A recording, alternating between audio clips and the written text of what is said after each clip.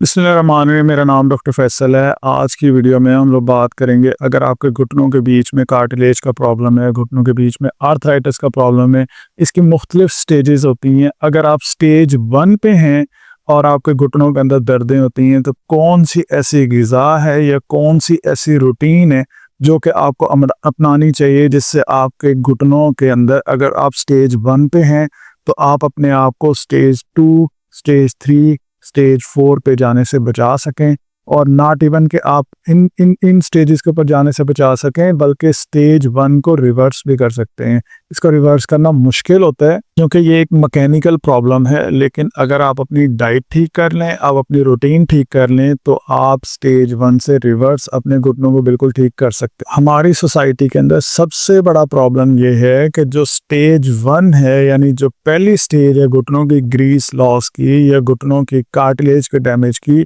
इसका हमें पता ही नहीं चलता। हमें हमारे जो नॉर्मल घुटनों के अंदर आम सी एक छोटी मोटी दर्द होती है, हम इसमें थोड़ा बहुत रेस्ट करते हैं तो हमारी वो दर्द कम हो जाती है। इसलिए हमें पता ही नहीं चलता कि जब हमारी स्टेज 1 आई है, इसका हमें, क्योंकि हमने ना चेकअप कराया, ना डॉक्टर को दिखाया, ना ही अपनी खुराक ठीक की, और ना ही अपनी एक्टिविटीज़, वर्जिशें, एक्सरसाइजेज ठीक की।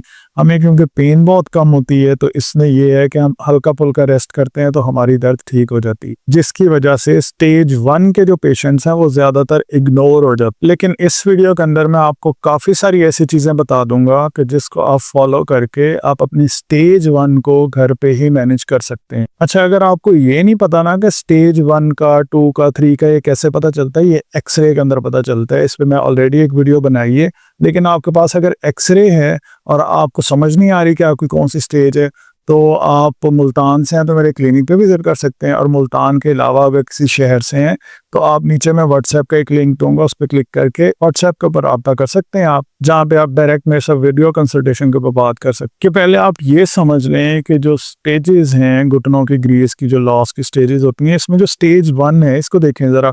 आप यहाँ पे स्टेज 2 के अंदर देख रहे हैं, यहाँ पे किस तरह से यहाँ पे लाइन आ गई है, घुटनों के बीच में जो कार्टिलेज है वो ख़राब हो गया है। इसी तरह से घुटनों के बीच की जो ग्रीस है स्टेज 3 के अंदर काफ़ी ज़्यादा ख़राब हुई, 4 में तो बहुत ही ज़्यादा ख़राब हो जाती है। अब अगर 4 को आप 1 के साथ कंपेयर करें, पहली स्टेज को अगर आप चौथी स्टेज के साथ कंपेयर करें, तो आपको यूँ लग रहा है कि जैसे फर्स्ट स्टेज के अंदर तो कोई मसला है ही नहीं। क्यों? क्योंकि इसके अंदर बहुत ज़्यादा वेयर एंड टेयर नहीं होता, बहुत ज़्यादा कार्टिलेज के ऊपर डैमेज नहीं होता। तो स्टेज 1 के अंदर हड्डी और दूसरी हड्डी के बीच में, यानी ऊपर वाली हड्डी और नीचे वाली हड्डी के बीच में कुशन रहते हैं, रबड़ रहती है, ग्रीस रहती है, कि आपके घुटनों के बीच में अभी ग्रीस लॉस नहीं हुई, लेकिन लॉस होने का अमल अब स्टार्ट हो चुका है। इसे हम नी ऑस्टियोआर्थराइटिस की पहली स्टेज कहते हैं। अब इसके अंदर किस तरह के सिम्टम्स आते हैं, कैसी आपको अलामतें आती हैं। एक तो इसके अंदर जो सिम्टम आता है वो बहुत ज़्यादा कॉमन है, और वो है घुटनों के अंदर स्टिफनेस होना, एक अजीब सा अकड़ाव सा महसूस होना। लेकिन ये अकड़ाव बहुत ज़्यादा देर तक नहीं चलता। अक्सर लोगों को, अगर वो स्टेज 1 के अंदर हो, तो घुटनों के बीच में ये जो अकड़ाव होता है, जो स्टिफनेस होती है, ये सिर्फ 5 से 10 मिनट के लिए आती है, उसके बाद ये स्टिफनेस ठीक हो जाती है। दूसरा इसके अंदर जो साइन आता है वो होता है कि दर्द होती है, लेकिन दर्द भी इस तरह नहीं है कि 24 घंटे दर्द हो। दर्द तब होती है जब आप एक जगह के ऊपर ज़्यादा देर के लिए बैठे रहें, या फिर सीढ़ियाँ चढ़ते हुए आपको दर्द हो सकती है, या कभी कभी अगर आप कोई वर्कआउट कर लें, रनिंग कर लें, कोई वज़न उठा लें, तो आपको घुटनों के अंदर दर्दें आ सकती हैं। सो इसके अंदर दर्द जो होती है वो कंटिन्यूस दर्द नहीं होती कि हर टाइम दर्द होती रहती है। सो स्टेज 1 के अंदर एक तो आपको थोड़ी सी देर के लिए स्टिफनेस होती है, और दूसरा आपको दर्द होती है, लेकिन सीढ़ियाँ चढ़ते हुए, ज़्यादा देर एक जगह बैठने से, ज़्यादा देर एक जगह खड़े होने से, एक पोजीशन ज़्यादा देर बनाने से आपको पेन हो सकती है। ये स्टेज 1 का एक सिम्टम होता है। इसके अलावा इस स्टेज के अंदर आपके घुटनों के अंदर इन्फ्लेमेशन, सोजिश बहुत ज़्यादा नहीं होती। कभी कभार आपको अपने घुटनों के अंदर बर्निंग की सेंसेशन आती है, जैसे अंदर कोई जलन हो रही है, जैसे कभी किसी जख्म के ऊपर हम सिपरेट फेंक दें तो वो जो अंदर फीलिंग आती है ना, जो दर्द वाली जो फीलिंग आती है, इस तरह की फीलिंग आती है। लेकिन ये कभी कभार, और हम ये कंटिन्यूस नहीं होती है, मुसलसल नहीं होती है, क्योंकि स्टेज 1 के अंदर बहुत ज़्यादा ख़राबी नहीं हुई होती है आपकी कार्टिलेज के ऊपर। इसके अलावा जो आपके घुटने के ऊपर मूवमेंट है वो ऑलमोस्ट नियर टू नॉर्मल होती है। यानी जिनके कार्टिलेज बिल्कुल ठीक हो उनकी मूवमेंट और स्टेज 1 वाले जो पेशेंट्स हैं उनकी घुटने की मूवमेंट ऑलमोस्ट सेम होती है। सो इसलिए इस स्टेज के अंदर पहचान करना कि आपको स्टेज 1 का ऑस्टियोआर्थराइटिस है ये बहुत ज़्यादा मुश्किल होता है। सो ये एक्सरे के जरिए ही आइडेंटिफाई हो सकता है। एक्सरे के अलावा अगर आपने देखना हो कि कौन सी ऐसी मूवमेंट है मुझे दर्द हो रही है, तो वो होती है जब आप चल रहे होते हैं, जब आप दौड़ रहे होते हैं, तो आपको हल्की फुल्की एक दर्द फील होती है, जो कि नॉर्मल जिसको घुटनों का भी प्रॉब्लम नहीं है उनको दौड़ते हुए रनिंग करते हुए पेन नहीं होती, आपको पेन के साइंस आ सकते हैं। सो स्टेज 1 को और नॉर्मल जो हमारे घुटने हैं उनको डिफरेंशिएट करने का ये तरीका है बिना एक्सरे के। अच्छा, अब ये तो हो गए हैं साइंस, वो अलामतें जो कि स्टेज 1 के पेशेंट्स को आएंगी। अब सवाल ये आता है कि अगर आप इसे इग्नोर कर दें, आप कुछ भी ना करें, ये तो बिल्कुल ही ठीक हो जाती है। लाइक मैं जी थोड़ा सा रेस्ट किया, मेरा तो दर्द ठीक हो गया, हल्की फुल्की पेन किलर ले लिए तो मेरा घुटना ठीक हो गया। अगर मैं इस तरह से इग्नोर करता रहूं तो क्या ये मसला ठीक हो जाएगा? अगर आप इसे इग्नोर करते रहेंगे, प्रॉब्लम ये होगी कि आपके जो घुटनों के बीच की कार्टिलेज है ना, वो ज़्यादा डैमेज होना शुरू हो जाएगी, जिसकी वजह से आपकी ऊपर वाली हड्डी और नीचे वाली हड्डी ये आपस में रगड़ेंगे। जब आप कोई मूवमेंट करेंगे तो ये दोनों आपस में रगड़ेंगे। इनकी रगड़ की वजह से जब आपकी रगड़ आएगी ना, तो फिर ये जो कार्टिलेज का डैमेज है ना, इसके खराब होने की स्पीड बढ़ जाएगी। सो मेरे पास अक्सर इस तरह के पेशेंट्स आते हैं जिनको 1 साल पहले स्टेज 1 था, लेकिन साल और 1.5 साल के अंदर अंदर वो स्टेज 2 पे नहीं पहुंचे, वो स्टेज 3 और 4 पे पहुंच गए। उसकी सबसे बड़ी रीज़न ये होती है कि हम अपनी स्टेज 1 को या हमारे घुटनों की ग्रीस का जो प्रॉब्लम जो शुरू में आ रहा होता है, इसको हम सीरियस लेते ही नहीं है। तो अगर आप अपनी स्टेज 1 को सीरियस नहीं लेंगे तो आप स्टेज 2 की तरफ बड़ी स्पीड से जाएंगे और बड़ी जल्दी जा सकते हैं। 1 डेढ़ 2 महीने के अंदर ही जा सकते हैं अगर आपने एहतियात ना की। एहतियात क्या करनी है, खाने कौन से खाने हैं, एक्सरसाइज कौन सी खानी है, या आज इसी वीडियो के अंदर मैं सारा कुछ आपको बताऊंगा। इसके बाद अगर आप इसकी एहतियात नहीं करते तो ये जो आप नॉर्मल मूवमेंट देख रहे हैं ना अपने जोड़ों की बीच में, ये जो कुशन है, रबड़ आपको जो सपोर्ट कर रही है, कार्टिलेज आपको सपोर्ट कर रही है, अगर आप एहतियात नहीं करते और ग़िज़ा ठीक नहीं करते, एक्सरसाइज नहीं ठीक करते, तो ये मूवमेंट भी लिमिट हो जाएगी। सो एक तो कार्टिलेज का डैमेज बढ़ जाएगा और दूसरा आपकी जो घुटनों के बीच की कार्टिलेज है ये ख़राब होने की वजह से आपकी मूवमेंट भी रेस्ट्रिक्ट हो जाएगी। और इसके अलावा आपके घुटनों के अंदर सोजिश या इन्फ्लेमेशन के साइंस आ सकते हैं, क्योंकि स्टेज 1 के अंदर आपको बहुत ज़्यादा सोजिश नहीं होती, लेकिन अगर आप एहतियात नहीं करेंगे तो उससे ये होगा कि आपके घुटनों के अंदर जब आप मूवमेंट करेंगे तो बीच की रबड़ जो वो थोड़ी सी ख़राब हुई भी होगी, तो इसके इस तरह से रगड़ आने की वजह से, चोट आने की वजह से आपको जो सबसे पहला साइन आएगा वो यही आएगा कि आपके घुटनों के अंदर इन्फ्लेमेशन बढ़ना स्टार्ट हो जाएगी, सोजिश बढ़ना स्टार्ट हो जाएगी। सो अपनी स्टेज 1 को आपने इग्नोर बिल्कुल नहीं करना है। इसके अलावा अगर आप इसकी एहतियात नहीं करेंगे, जो आगे ट्रीटमेंट्स आएंगे वो थोड़ा से कॉम्प्लेक्स होंगे, उसके अंदर आपको फिर इंजेक्शंस की तरफ जाना पड़ सकता है। इवन स्टेज 4 के अंदर तो हमें टोटल नी रिप्लेसमेंट यानी नए घुटने डलवाने पड़ते हैं। सो क्यों ना हम उस तरफ जाने की बजाय पहले ही अपने घुटनों को ठीक कर लें। सो अब कैसे ठीक कर सकते हैं? इसमें सबसे आसान और सबसे बेस्ट तरीका जो घर में आप कर सकते हैं वो है आपकी ग़िज़ा, खाने। अब हम देखते हैं कि कौन से ऐसे खाने हैं जो कि आपके घुटनों की कार्टिलेज की अगर स्टेज 1 है तो आपने अपनी रूटीन में ऐड करने हैं, जिससे आपके घुटनों के ग्रीस का प्रॉब्लम ना हो। सो मैं अभी आपको बता रहा था ना कि आपके घुटनों के अंदर सोजिश आ सकती है, तो सबसे पहले तो हमने सोजिश को कम करने वाले यानी सोजिश आने ना दें ऐसे खाने खाने। अब वो कौन से खाने होते हैं? वो होते हैं एंटी इन्फ्लेमेटरी खाने। एंटी इन्फ्लेमेटरी डाइट जो आपने अपनी डाइट के अंदर ऐड करनी है। अब वो कौन से खाने हैं? उनमें सबसे पहले आम रूटीन में हमारे पास घर में अवेलेबल होती है क्या? हल्दी और काली मिर्च। हल्दी बेसिकली होती है, ये भी एंटी इन्फ्लेमेटरी है और इसका सबसे बड़ा फायदा ये है कि हमारी बॉडी के अंदर हीलिंग का जो प्रोसेस है, अगर आपको कहीं पे कोई चोट लग जाए, आपने नोट किया है पहले टाइम के अंदर ये होता था कि अगर किसी को भी कोई भी प्रॉब्लम आ जाए ना, कोई चोट लग गई है, कोई इंजरी हो गई है, तो सबसे पहले क्या करते थे? हल्दी लगा देते थे कि वहाँ पे हीलिंग होना शुरू हो जाए। तो दूध के अंदर आप हल्दी डाल के पी सकते हैं, थोड़ी सी काली मिर्च उसी के अंदर डाल के पी सकते हैं। काली मिर्च एक बहुत अच्छा एंटीऑक्सीडेंट है जो कि आपके कुव्वत मुदाफ़त के निज़ाम को हेल्प करता है। सो पहला क्या हो गया एंटी इन्फ्लेमेटरी डाइट के अंदर? हल्दी और काली मिर्च। इसके बाद जो नेक्स्ट हमारे पास घरों में ईजिली अवेलेबल है वो है अदरक।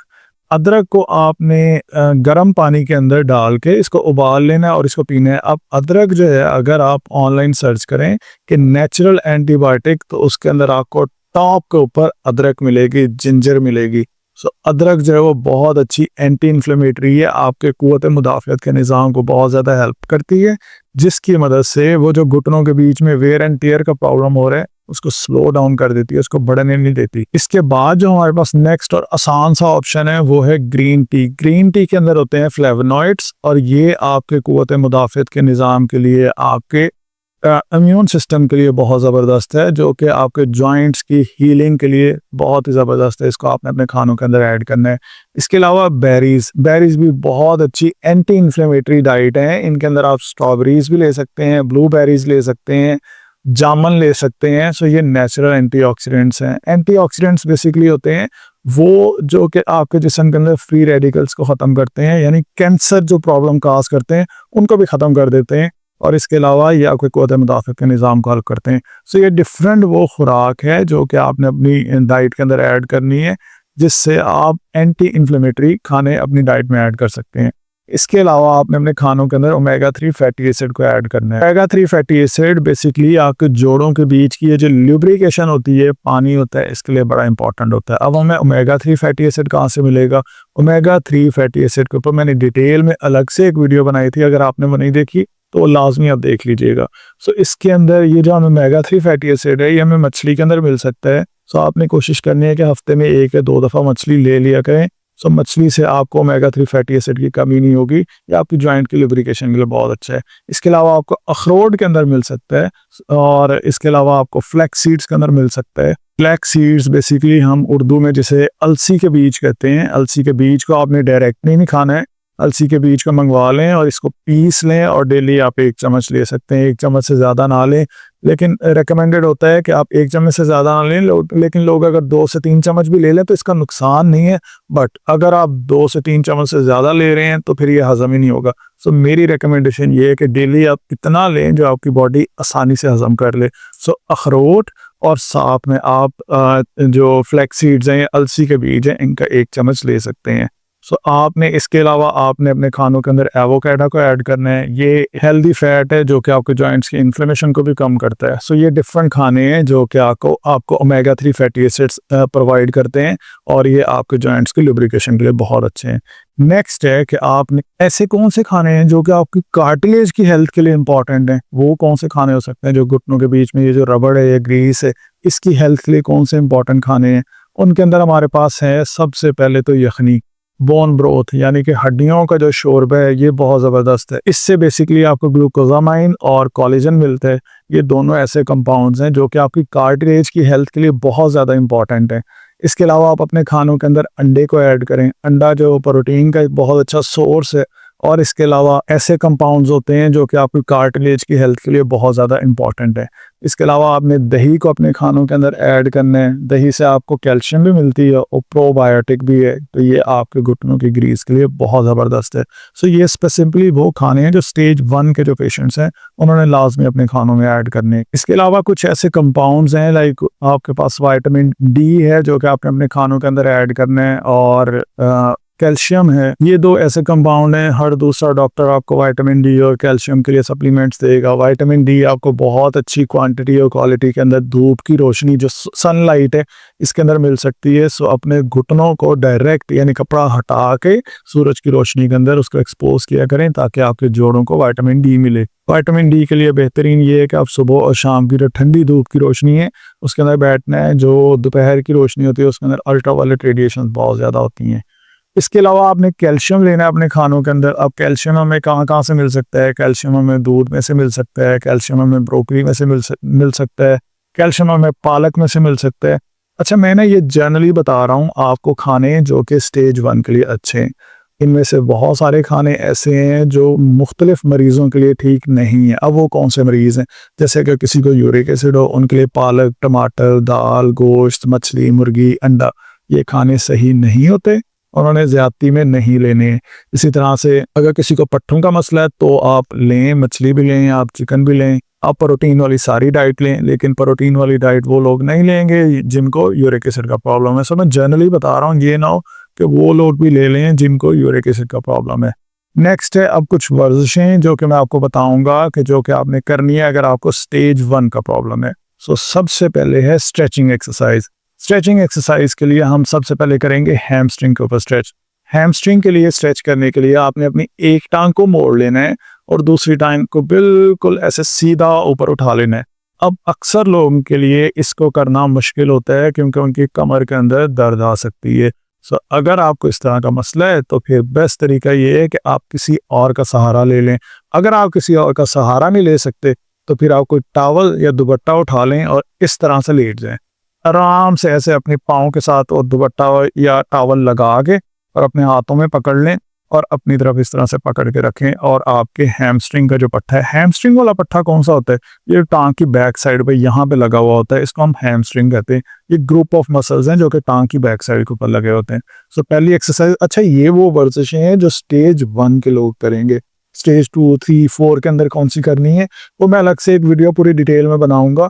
तो असल में मैंने पहले कुछ वीडियोस बनाई थी जिसके अंदर मैं जनरली सब के लिए बता देता था, तो वो काफ़ी सारे पेशेंट ऐसे थे जो कि मिक्स कर लेते थे। सो मैंने सोचा कि मैं आपको स्टेज वाइज बता दूं। पहले तो आप अपना डायग्नोज लाजमी करा लीजिएगा कि आपको कौन सी स्टेज है। अगर आपको ये ना समझ आए कि आपकी कौन सी स्टेज है तो फिर आप मेरे क्लिनिक पे विजिट कर सकते हैं। और अगर आप मुल्तान में नहीं है, मेरा क्लिनिक मुल्तान के अंदर है, अगर आप मुल्तान से नहीं हैं और आप किसी और शहर से हैं तो फिर आप व्हाट्सएप पर रब्ता करके मेरे साथ वीडियो कंसल्टेशन कर सकते हैं। मैं आपके एक्सरेज वगैरह देख के, सारी रिपोर्ट्स देख के आपको बता दूंगा कि आपको कौन सी स्टेज है, उसी के अकॉर्डिंग आपको गाइड कर दूँ। और वीडियो कंसल्टेशन के चार्जेस होते हैं। सो आपने हैमस्ट्रिंग का जब स्ट्रेच करना है तो इस तरह से टॉवल की मदद से आप आराम से स्ट्रेच कर सकते हैं। 10 सेकंड का होल्ड करना है। 10 सेकंड अगर आपके लिए बहुत ज़्यादा लगे तो 5 सेकंड भी कर सकते हैं, लेकिन स्पीड से नहीं करना है। टांग को उठाया फिर नीचे ले गए, टांग को उठाया नीचे ले गए, इस तरह से नहीं करना है वरना आपके उल्टा इंजरी हो जाएगी। सो ये हैमस्ट्रिंग स्ट्रेच। अच्छा, अब अगर आपके लिए इस तरह से भी करना मुश्किल है लेट के, ये एक ही वर्जिश है जो मैंने पीछे बताई है ना आपको कि इस तरह सीधे लेट के टांग को ऊपर उठाना है और ये हैमस्ट्रिंग का आपका स्ट्रेच हो जाएगा। या फिर आप इस तरह से टॉवल लगा के ये वाली एक्सरसाइज कर सकते हैं, या फिर यही एक ही वर्जिश आप बैठ के भी कर सकते हैं। इस तरह से आपने सीधे बैठना है, अपने हाथ जो वो साइडों पे रख लेने हैं, टांग सीधी करके और नीचे की तरफ आ जाएं। अगर आप इजीली ये कर सकते हैं तो आप इस तरह से कर लें, इसमें भी हैमस्ट्रिंग का स्ट्रेच हो रहा है। ठीक है, सो ये 3 डिफरेंट पोजीशंस हैं, जो आपको अच्छी लगती है उसमें कर लें। मकसद ये है कि टांग की बैक साइड के ऊपर जो पट्टा है इसको हमने स्ट्रेच करना है, इसके ऊपर स्ट्रेचिंग एक्सरसाइज करनी है। नेक्स्ट हमारे पास है कि हमने टांग की फ्रंट साइड के पट्टे स्ट्रेच करने हैं, खींचने हैं, और उसे कहते हैं क्वाड्रिसेप।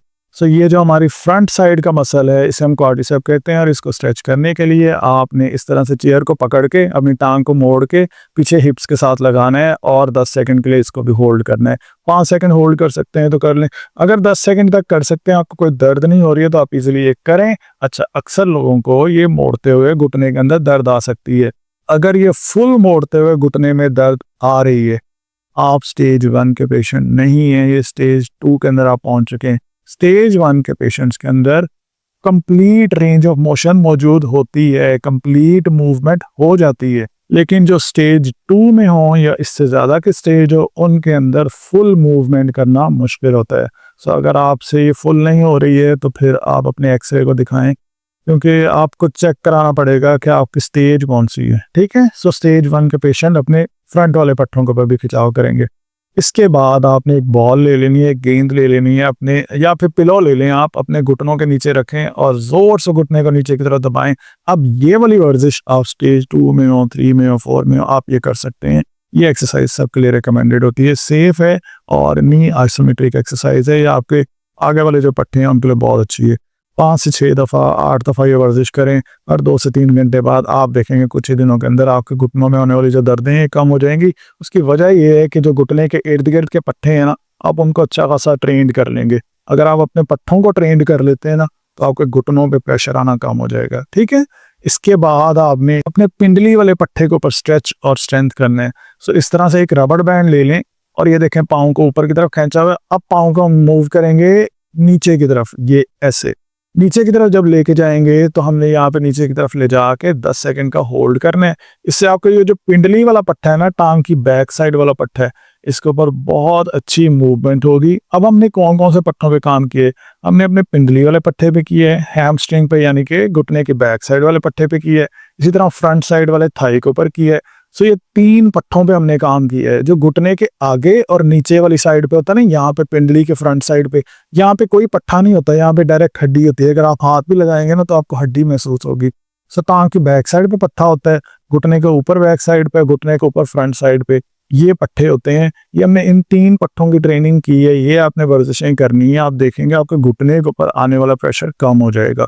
सो ये डिफरेंट वर्जिशें हैं जो कि आप करेंगे, और इनको आप स्टैंडिंग में भी कर सकते हैं। कैसे? खड़े होके आपने किसी भी कुर्सी का सहारा ले लेना है और टांग को अपनी साइड के ऊपर लेके जाना है। इसमें ग्रेविटी यानी कशिश शकल, जो जमीन की जो फोर्स है, इसके अगेंस्ट आप लेके जाएंगे तो आपके ये घुटने के लिए, घुटने के अराउंड जो पट्टे हैं, इनकी सेहत के लिए बहुत अच्छे है। ठीक है। सो ये एक्सरसाइज भी आपने 10 सेकंड होल्ड करके 6 से 7 दफ़ा हर 2 या 3 घंटे के बाद करें। इसी तरह से आपने यही वर्जिश लेट के भी कर सकते हैं। इस तरह से सीधे लेट के टांग को उठा के साइड पे लेके आएंगे। वही वर्जिश है जो हम खड़े होके कर रहे थे। मैं आपको इतने सारे ऑप्शंस इसलिए बता रहा हूँ कि आप चाहें तो आप लेट के कर लें, आप चाहें तो आप बैठ के कर लें, खड़े होके कर लें।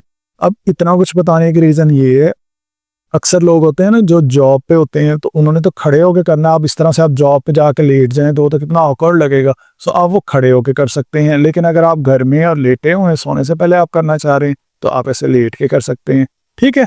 इसी तरह से अपनी टांग को बैक साइड पे लेके जाना है। पहले हम साइड पे लेके जा रहे थे, अब हम बैक साइड पे लेके जाएंगे। तो इसी तरह से पकड़ के आपने अपनी टांग को बैक साइड पे लेके जाना है। 10 सेकंड के लिए होल्ड करना है, 6 से 7 दफ़ा ये भी एक्सरसाइज करनी है। ठीक है। सो ये डिफरेंट वर्जिशें हैं जो कि आप करेंगे, और ख़ास तौर पे अगर आप स्टेज 1 पे हैं तो आप ये वर्जिशें अपने रूटीन का हिस्सा बना लें। अब हमने वर्जिशें भी की, हमने डाइट भी अपनी ठीक कर ली। सो ये 2 बेस्ट तरीके हैं अगर आप चाहते हैं कि आप स्टेज 1 से आगे मूव होकर स्टेज 2, 3 और 4 पे ना जाएं या बहुत लेट जाएं, जब आपकी उम्र 70, 75, 80 साल हो जाए। तो आपने ये दोनों चीज़ें, एक्सरसाइज और डाइट, अपने खानों में यानी कि चेंजेस करनी है। अब मैं आपको ना जनरली एक रूटीन शेयर कर देता हूँ कि अगर फ़र्ज़ करो कि मेरे घुटनों में स्टेज 1 का प्रॉब्लम है, तो अब मैं सुबह सो के उठाऊँ तब से लेकर सुबह रात को सोने तक मुझे बीच में अपनी रूटीन क्या रखनी चाहिए। ठीक है। सो उसमें सबसे पहले ये है कि जब आप सुबह उठें, आप उठने के बाद आप हल्दी वाला दूध ले सकते हैं या ग्रीन टी ले सकते हैं। इसके अलावा मैंने पीछे सारे आपको ऑप्शन दिए हैं। आपको अगर ये 2 पसंद ना आए तो इसके अलावा आप कुछ भी ऐड कर सकते हैं। मैं आपको जनरली एक रूटीन जो बता देता हूँ। सो आप हल्दी वाला दूध ले सकते हैं या आप ग्रीन टी ले सकते हैं। सो खाली पेट अगर आप ग्रीन टी लेंगे तो इससे ये है कि फ्लेवोनॉइड्स वगैरह मिलेंगे जो कि आपके घुटनों की ग्रीस के लिए, कार्टिलेज के लिए बहुत अच्छा। अब नेक्स्ट आ जाता है कि हमने नाश्ते में क्या लेना है। नाश्ते के अंदर आप अंडे ले सकते हैं, अंडे नहीं लेने हैं, इसके अलावा आप दही ले सकते हैं। और आप अगर चाहे तो दही के ऊपर थोड़े से पीस के जो थोड़े अखरोट जब उसके ऊपर छिड़क लें तो आपको कैल्शियम और विटामिन डी भी बहुत अच्छा मिल जाएगा, ओमेगा 3 फैटी एसिड भी मिल जाएगा। तो ये हो गया हमारे नाश्ते के अंदर। अगर आप कुछ और लेना चाहते हैं आप ले सकते हैं, मैं जनरल आपको प्लान गाइड कर रहा हूँ। इसके अलावा दोपहर के खाने के अंदर आप पालक ले सकते हैं। पालक आपके लिए बहुत अच्छा, लेकिन उनके लिए अच्छा नहीं है जिनको यूरिक एसिड का प्रॉब्लम हो। सो अगर यूरिक एसिड का इशू है तो आपने एहतियात करनी है। इसके अलावा दोपहर के खानों के अंदर आप ब्रोकली को भी ऐड कर सकते हैं, दालें भी आप दोपहर के टाइम भी ले सकते हैं। सो मैं जनरली आपको सारा बता रहा हूँ। तो इवनिंग के अंदर आप थोड़े से बादाम ले लें, 1 या 2 बादाम आप खा सकते हैं। अलसी के बीज पीस के ले सकते हैं आप इवनिंग के अंदर, असर के टाइम आप ले सकते हैं। रात के टाइम आप मछली ले सकते हैं, हफ्ते में 1 या 2 दफ़ा मछली ले लें, या फिर दाल ले लें, या फिर आप यखनी ले लें, बोन ब्रोथ ले लें। सो जितने मैंने खाने बताए हैं इनको आप अपनी रूटीन के ना बड़ी तरतीब से ऐड करें ताकि आपको किसी भी किस्म का नुकसान ना हो। अब ऐसी गलतियां हैं जो हम लोग करते हैं जिसकी वजह से हम स्टेज 1 से स्टेज 2 पे बड़ी जल्दी पहुंच जाते हैं। उसमें सबसे पहली रीज़न नमक का इस्तेमाल। अगर आप नमक का इस्तेमाल बहुत ज़्यादा करते हैं, नमक आपकी बॉडी के अंदर इन्फ्लेमेशन को बढ़ाता है, सोजिश को बढ़ाता है। अगर आप अपनी बॉडी के अंदर, अपने जोड़ों के अंदर सोजिश बढ़ाना चाहते हैं तो नमक खाते रहें, लेकिन अगर नमक को बहुत ज़्यादा कम कर देंगे तो आपको इन्फ्लेमेशन बहुत कम होगी, सोजिश बहुत कम होगी। ठीक है। सो नेक्स्ट, अच्छा मैं आपको ये जो कह रहा हूँ ना कि सोजिश कम हो जाएगी, आपको बड़े डॉक्टर्स जो है ना एनसिड्स मेडिसिन देते हैं आपको, non steroidal anti inflammatory drugs यानी कि इन्फ्लेमेशन कम करने वाली ड्रग्स। तो क्यों ना हम वो खाने छोड़ दें जिनसे इन्फ्लेमेशन बढ़ती है। उनमें साल्ट सबसे पहले आता है। ठीक है। सो साल्ट को कम कर दें। फिर जो तली हुई चीज़ें होती हैं इनको अवॉइड करें। तली हुई चीज़ें जो आपके जिस्म के अंदर इन्फ्लेमेशन भी करती हैं, क़ुव्वत मुदाफ़ियत का जो निज़ाम है इसको भी स्लो डाउन करती हैं कि ये आपके जिस्म में हीलिंग का प्रोसेस कम कर देता है। इसके अलावा अगर आप कोई काम करते हैं ऑफिस में बैठ के, ज़्यादा देर एक पोस्चर में, एक पोजीशन में ना बैठा करें। एक ही जगह पे ना बैठा करें, कोशिश करें हर 30 मिनट में 40 मिनट में एक दफ़ा लाजमी खड़े हो जाएं, एक मूवमेंट चेंज कर लें। ये आपके घुटनों के लिए सही नहीं है। आपने अपनी मूवमेंट चेंज करते रहना है। अगर आप एक ही पोजीशन में रहेंगे तो आपके घुटने जल्दी ख़राब हो जाएंगे। मूवमेंट चेंज करते रहेंगे तो आपके घुटनों के अंदर खून की सर्कुलेशन, ब्लड की सर्कुलेशन सही रहेगी। और इसके अलावा जो गलती हम लोग करते हैं वो है हमारा बहुत ज़्यादा यूज़ कोल्ड ड्रिंक्स का। कोल्ड ड्रिंक्स को बहुत ज़्यादा यूज़ ना करें। स्टेज 1 के अंदर मैं ये नहीं कहता कि आप इसको बिल्कुल ज़ीरो कर दें, लेकिन कम ज़रूर कर लें, क्योंकि ये एक इंडिकेशन है आपके लिए। अगर स्टेज 1 आ गई है तो आप स्टेज 2 की तरफ भी जा सकते हैं अगर आप एहतियात नहीं करेंगे। अच्छा, अब यहाँ पे लास्ट पे एक ऐसा क्वेश्चन आ जाता है कि क्या स्टेज 1 बिल्कुल ख़त्म हो सकती है, बिल्कुल ठीक हो सकती है? स्टेज 1 हो या 2 हो या 3 हो या 4 हो, घुटनों के कार्टिलेज का प्रॉब्लम या घुटनों की जो ग्रीस का प्रॉब्लम है, ये है एक मैकेनिकल प्रॉब्लम। मैकेनिकल प्रॉब्लम को आप 100% अगर खानों और वर्जिश से चाहें तो ठीक नहीं कर सकते, लेकिन अगर आप अपनी रूटीन ठीक रखते हैं, अपने पोस्चर्स ठीक रखते हैं, अपना खाना ठीक रखते हैं, तो मैंने इतने सारे ऐसे पेशेंट्स देखे हैं जिनको स्टेज 2 आने में इतने ज़्यादा साल लग जाते। सो जितने भी लोग हैं, हर बंदे के घुटनों की ग्रीस का प्रॉब्लम आना है। उसकी वजह ये है कि जो घुटनों की ग्रीस होती है ना, इस पे खून की सप्लाई नहीं होती, इस पे खरींड नहीं बनते। यानी कोई कट लग जाए, चोट लगती है, तो जो खरींड बनते हैं ना, इस पे जब खून की सप्लाई नहीं, ये एवास्कुलर होती है जो कार्टिलेज होती है। सो इसलिए ये सबकी खराब होनी होती है। ये अब आपके हाथ में, ये आपकी 40 की उम्र में खराब हो जाए, या आपकी 50 की उम्र में, या आपकी 80 की उम्र में खराब हो जाए। सो अगर आप अपने खाने ठीक रखेंगे, आप एक्सरसाइज ठीक रखेंगे, अपनी रूटीन ठीक रखेंगे, तो आपकी स्टेज 1 से स्टेज 2 में जाने की जो स्पीड होगी वो बहुत कम होगी। इतने साल लग जाएंगे। और कभी कभी अगर आप अपनी रूटीन और अपने वेट को मैनेज कर लेते हैं, वज़न जो वो ज़्यादा नहीं होना चाहिए, वज़न अगर ज़्यादा हो तो घुटने बड़ी जल्दी ख़राब होते हैं। सो अगर आप अपना वज़न ठीक रख लेते हैं, जनरलाइज अपने पट्ठों में स्ट्रेंथनिंग रख लेते हैं, पट्ठों को कमज़ोर नहीं होने देते, तो आपकी स्टेज 1 रिवर्स हो सकती है। आई होप सो कि आपको वीडियो अच्छी लगी होगी। अगर आपको वीडियो अच्छी लगी, इसको लाइक भी करें और शेयर भी करें। आने वाली वीडियोस के अंदर मैं स्टेज 2 को, 3 को, 4 को, इन सबको कवर करूंगा। अगर कोई क्वेश्चन है नीचे कमेंट्स में आप लोग पूछ सकते हैं। और अगर इस चैनल पे नए हैं, इस चैनल को सब्सक्राइब कर लें। Thank you so much for watching this video.